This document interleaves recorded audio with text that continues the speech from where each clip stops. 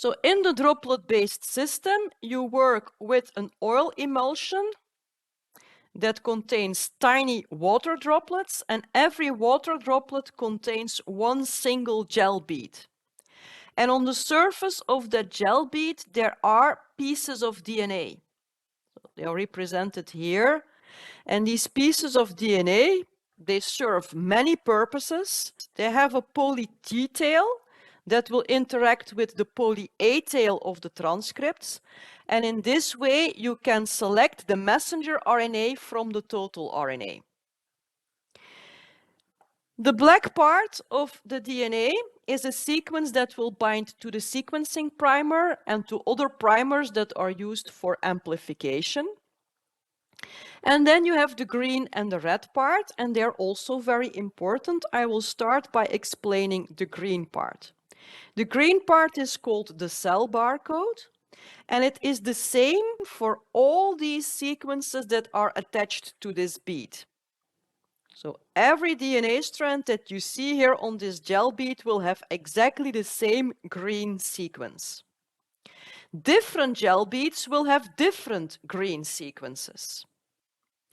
So what is this sequence doing? Well, in these water droplets, you're going to inject one single cell.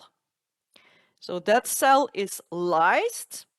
So all the transcripts, all the RNA is released from the cell.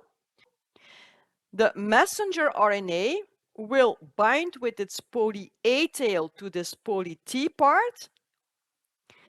And that means that all the transcripts that originate from that one cell will have all the same green sequence. And in this way, during the sequencing, you will be able to see which transcripts originate from which cells.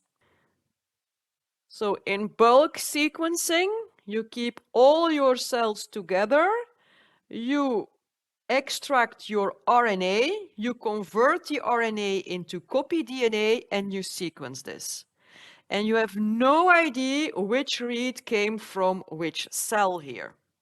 In single cell sequencing, because of this cell barcode here, you can do the following. You take your single cells, you inject them in the water droplets, you lyse them, the messenger RNA interacts with the beads, you release everything from the beads. You're going to pool all these RNAs together. You're going to convert them into cDNA and you're going to sequence them. But because every transcript was linked to a barcode that is specific for the cell it originates from, you can easily see which sequence comes from which cell.